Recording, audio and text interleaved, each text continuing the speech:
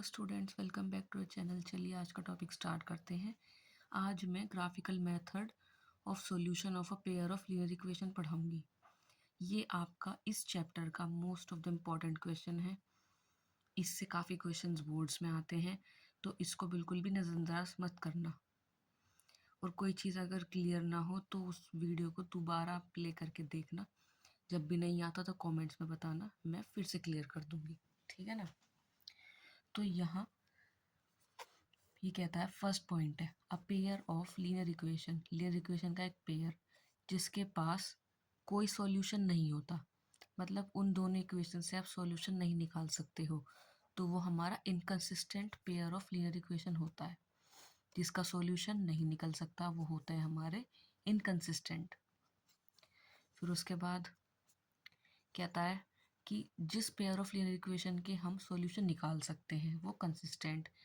अब जिसका नहीं निकाल सकते वो इनकंसिस्टेंट, जिसका निकाल सकते हैं वो कंसिस्टेंट।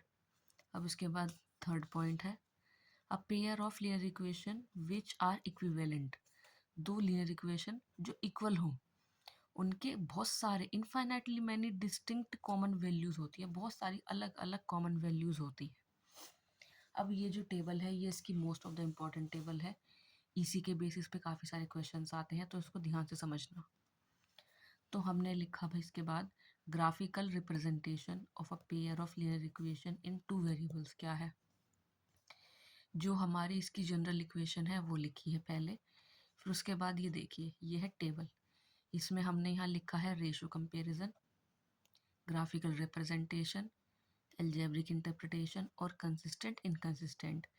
तो रेशो कंपैरिजन मतलब जब आपने ये दोनों इक्वेशन लिखी, A1 का A2 से रेशो, B1 का B2 से रेशो और C1 का C2 से रेशो करेंगे, ठीक है।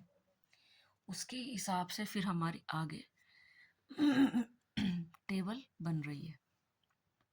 जैसे पहला है, ये कहता है A1 अपॉन A2 इक्वल नहीं है B1 अपॉन B2 के, मतलब A1 का A2 से रेशो इक्वल नहीं है B1 का B2 से रेशो के।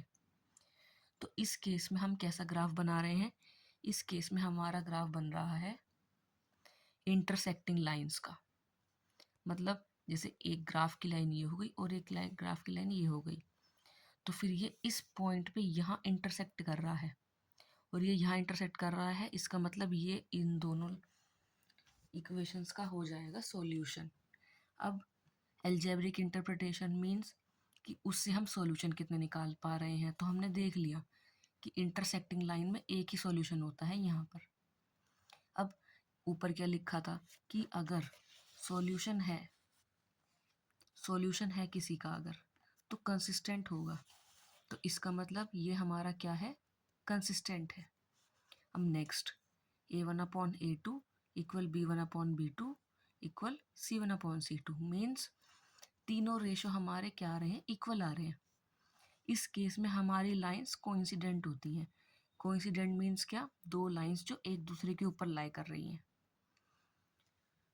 अब इसमें सॉल्यूशंस कितने होंगे, अब जितने भी पॉइंट्स इस लाइन पे होंगे उतने सॉल्यूशंस होंगे। और हमने 6-7 में पढ़ रखा है कि लाइंस के पास कोई एंड पॉइंट नहीं होते, तो ये लाइन तो यहाँ तक छोटी बनाई गई है, नहीं तो आप इसको इधर को एक्सटेंड कर सकते हो, इसको नीचे को एक्सटेंड कर सकते हो।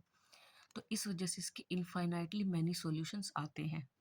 अब सॉल्यूशन एक आए या इनफाइनाइटली मैनी आए, कंसिस्टेंट तो वो रहने ही वाला है, ठीक है।